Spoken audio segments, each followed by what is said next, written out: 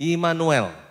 Immanuel adalah nama dari Yesus yang diberikan oleh Bapa. Mari kita baca di dalam Injil Matius pasal 1 ayat 23. Sesungguhnya anak darah itu akan mengandung dan melahirkan seorang anak laki-laki dan mereka akan menamakan dia Immanuel. Nama Immanuel ini tidak muncul begitu saja, tetapi akarnya 700 tahun sebelumnya. Jadi ini adalah nama nubuatan yang diberikan kepada Yesus. Nama ini sudah diberitahukan kurang lebih 700 tahun sebelumnya pada zaman Nabi Yesaya. Dan kita tahu arti Immanuel itu apa? Allah menyertai kita atau Allah beserta dengan kita. Memang kata Immanuel itu di seluruh Alkitab cuma 3 kali muncul. Di Yesaya 2 kali, di Matius sekali. Tapi secara implisit kata menyertai itu kurang lebih ada 200 kali dalam Alkitab. Tentang Allah menyertai, Tuhan menyertai dan seterusnya. Nah coba kita baca Yesaya 7 ayat 14. Ini pertama kali nama itu disebutkan. Yesaya 7 ayat 14. Sebab itu Tuhan sendirilah yang akan memberikan kepadamu suatu pertanda. Sesungguhnya seorang perempuan muda mengandung dan akan melahirkan seorang anak laki-laki dan ia akan menamakan dia Immanuel. Immanuel sudah lahir. Dan Immanuel itu artinya adalah apa tadi? Allah menyertai kita. Allah beserta dengan kita. Tahun boleh berganti, bulan berganti, tahun berganti, dan terus berjalan terus. Tetapi Immanuel itu tidak pernah berubah. Amin. Penyertaan Allah itu terus menyertai saudara dan saya sampai kepada akhir zaman. Sampai Yesus datang dan kita bersama-sama dengan Tuhan selama-lamanya. Sebab itu saudara jangan takut, jangan bimbang, jangan gelisah. Ya, karena ketakutan itu membuat kita lemah, ketakutan membuat kita lumpuh, ketakutan membuat kita tidak bisa tidur, dan seterusnya. Saya akan kita melihat ke belakang sejenak, kepada sejarah dari Immanuel. Kenapa kok Immanuel itu muncul? Apa latar belakangnya? Jadi kalau saudara mau tahu background daripada Immanuel, kurang lebih 700 tahun sebelum Yesus lahir, kita tahu bahwa kerajaan bangsa Israel itu akhirnya terpecah menjadi 2, bukan? Kerajaan utara yaitu Israel dengan ibu kota Samaria, lalu yang selatan kerajaan Yehuda, ibu kota Yerusalem. Nah 700 tahun sebelum Yesus lahir, ada 2 raja yang memerintah. Yehuda diperintah oleh Raja Ahaz. Jadi waktu itu di sebelah selatan itu Raja Ahaz, dan di sebelah utara itu Raja Pekah namanya. Nah kedua raja ini musuhan. Ya, ini memang perang saudara terus ini. Terus musuhan. Raja Ahaz melawan Raja Pekah. Gegeran terus mau perang. Nah waktu mau perang yang namanya Raja Pekah ini dia minta tolong kepada bangsa Aram. Pas di utaranya memang. Dia ngajak konco untuk menyerang, untuk menghancurkan Ahaz. Nah, Ahaz waktu itu memang raja ini sudah mulai goyah, meninggalkan Tuhan, sudah mulai bimbang dan seterusnya. Makanya Tuhan munculkan banyak masalah dalam kehidupan kerajaannya. Raja Pekah dengan Raja Resin namanya. Raja Aram itu namanya Raja Resin. Mereka berteman mau menghancurkan Raja Ahaz di selatan, Raja Yehuda. Dan dikatakan saudara-saudara Raja Ahaz takut. Ketika dia mau diserbu dia takut sekali karena begitu kuat persekutuan ini. Tentaranya banyak sekali. Sampai dikatakan Raja Ahaz itu gemetar. Dikatakan kayak pohon yang ditiup angin, dia gemetar. Wah, dia takut saudara-saudara. Takut menghadapi tantangan, takut menghadapi musuh. Ada enggak saudara yang takut? Gimana nanti tahun depan? Masih bisa enggak? Masih survive enggak gitu?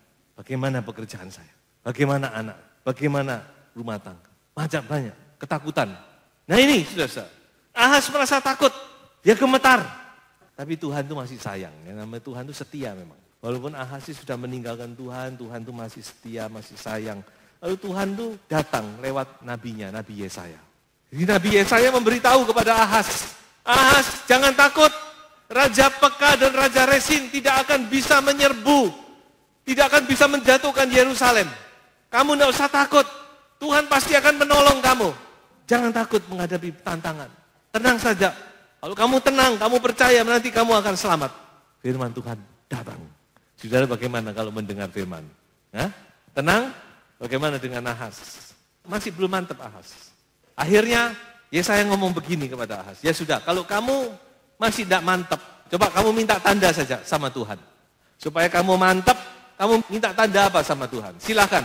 Mau minta tanda langit, mau minta tanda yang di bumi, terserah kamu. Dan ini ditantang memang Ahaz.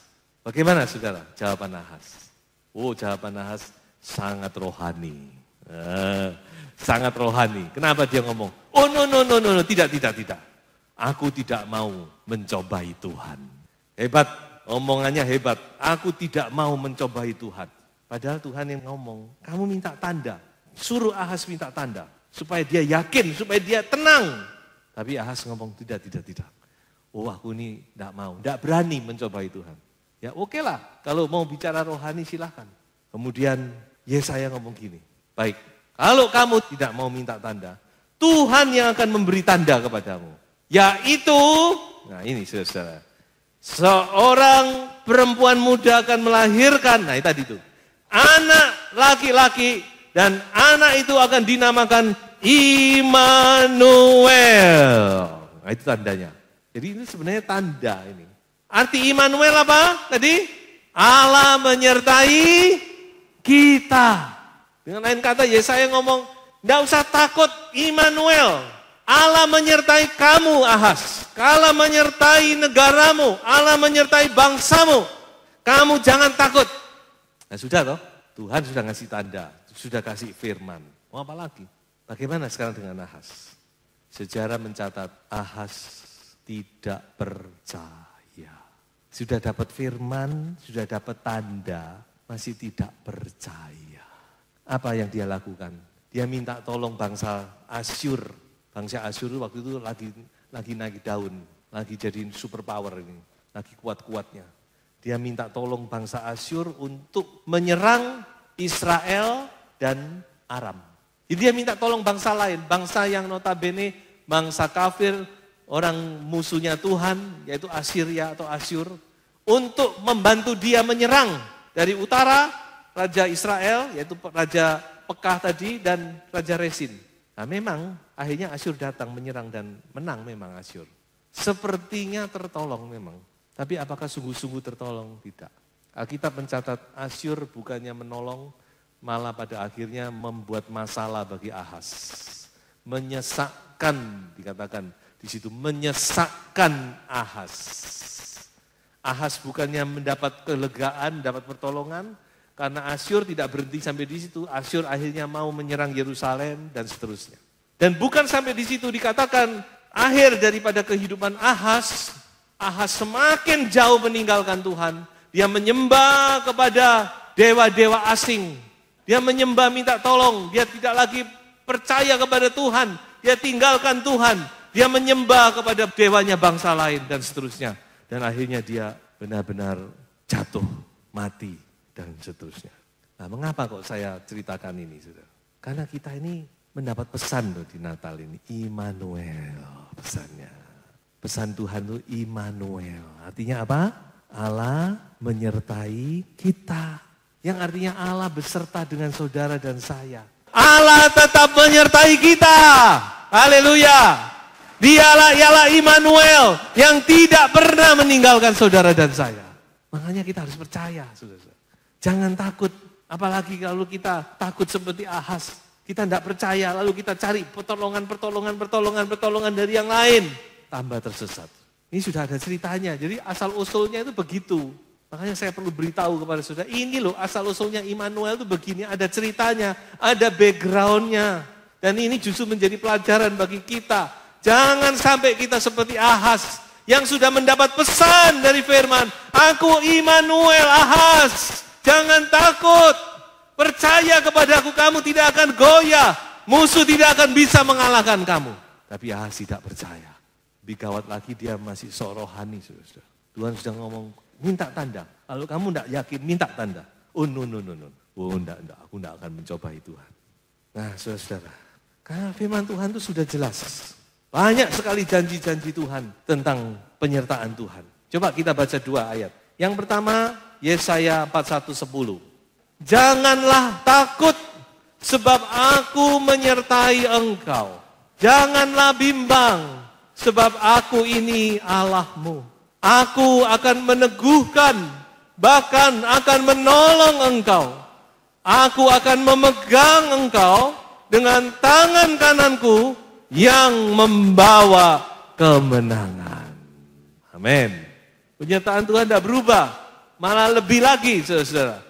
Karena sekarang Tuhan tidak lagi dalam bentuk fisik, tapi dalam bentuk roh. Dia menyertai kita dan dia berdiam di dalam saudara dan saya. Yohanes 14 ayat 16. Aku akan minta kepada Bapa dan ia akan memberikan kepadamu seorang penolong yang lain supaya ia menyertai kamu selama-lamanya. Beri tepuk tangan untuk Tuhan kita, haleluya. Kalau Tuhan ngomong selama-lamanya, selama-lamanya. Amin. Cobalah renungkan sejenak penyertaan Tuhan ini. Kita sudah disertai dan kita mau masuk tahun yang baru.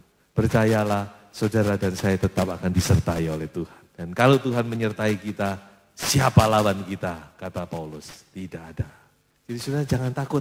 Kalau sudah baca cerita Natal, baik kepada Yusuf, kepada Maria, kepada Zakaria, kepada gembala-gembala, selalu Tuhan itu datang dengan satu kata, jangan takut. Nah sebab itu mari kita menyambut tahun yang baru ini dengan sebuah keyakinan, keberanian. Apapun persoalan, apapun yang akan kita hadapi, kita tahu Tuhan ada di sana. Tuhan sudah menyertai kita dan akan terus menyertai kita. Saya akan lari kepada sebuah kisah di dalam Injil Markus pasal 4 ayat 35 dan ayat 41. Pada hari itu, waktu hari sudah petang, Yesus berkata kepada mereka, marilah kita bertolak ke seberang. Nah ini, marilah, Yesus yang mengajak. Nah ini perhatikan ya, mereka membawa Yesus. Ini penting saudara, membawa Yesus. Yesus dibawa dalam perahu. Enak loh sudah, ayat 37. Lalu mengamuklah taufan yang sangat dahsyat. Dalam ayat lain dikatakan tiba-tiba. Dan ombak menyembur masuk ke dalam perahu. Sehingga perahu itu mulai penuh dengan air. Nah sekarang saya mau tanya kepada Bapak Ibu. Yesus dikatakan tadi tidur, ya toh? Lalu dikatakan air itu nyembur masuk ke dalam perahu. Nah menurut Bapak Ibu Yesus bangun nggak? Ayo, Yesus tidur, ya bayangkan kita tidur ya. Oh, ini taufan ini. Lalu airnya masuk ke dalam. Ya pasti sudah mulai basah. Yesus bangun enggak kira-kira? Tapi dikatakan Yesus tidur ini. Kira-kira dia sedang tidur atau sedang bangun? Kalau saya pikir ya secara normal pastinya bangun. Cuma dia pura-pura tidur. Ngintip dia. Ya toh? Basah kok. Coba kita lihat murid-murid panik saudara. Panik. Kita mengalami kepanikan. Kadang-kadang saya pernah berapa kali mengalami kepanikan. Kalau sudah panik itu tidak bisa berbuat apa-apa. Ini murid-murid. Guru. Bangun guru. Bangun, kita ini mau mati ini, mau tenggelam kapalnya. Ayat 39, ia pun bangun, menghardik angin itu, dan berkata kepada danau itu, diam, tenanglah.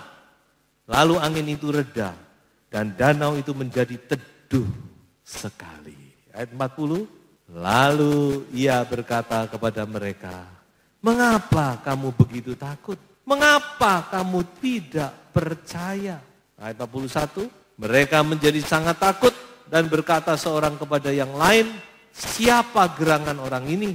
Sehingga angin dan danau pun taat kepadanya. Nah ini kisah yang sudah sering kali kita baca, dikotbahkan. Tapi coba kita renungkan lagi. Ini Immanuel. Immanuel itu sedang di dalam perahu. Mungkinkah perahu ini akan tenggelam? Menurut saudara gimana? Tidak mungkin. Tidak mungkin. Tidak mungkin perahu itu akan tenggelam. Haleluya. Tidak mungkin saudara. Rumah tangga saudara akan tenggelam. Bisnis saudara akan tenggelam. Hidup saudara akan tenggelam. Tidak mungkin selama Yesus Immanuel itu beserta dengan kita. Haleluya. Dia tidak akan biarkan kita tenggelam. Dia tidak akan biarkan perahu kita tenggelam. Haleluya. Walaupun orang ngomong gini, ngomong gitu, ngomong gitu, silahkan. Tapi saya percaya perahu kita tidak akan tenggelam. Karena Yesus ada dalam perahu kita. Haleluya. Tapi seringkali kita goyah, kita bimbang, kita tidak percaya. Oh, kita gentar, kita ketakutan. Mari saudara, dalam rangka Natal ini dan menyambut tahun yang baru, kita mau tanamkan Immanuel. Haleluya. Dia adalah Allah Immanuel. Allah yang selalu menyertai aku. Aku tidak takut. Apapun yang akan aku hadapi, aku percaya. Janjimu ajaib. Terukir dalam kehidupanku. Yalah ini saudara-saudara kita pegang. Mari kita baca ayat berikut ini. Ini ayat yang juga luar biasa. Ulangan 31 ayat 8. Sebab Tuhan, Dia sendiri akan berjalan di depanmu. Dia sendiri akan menyertai engkau.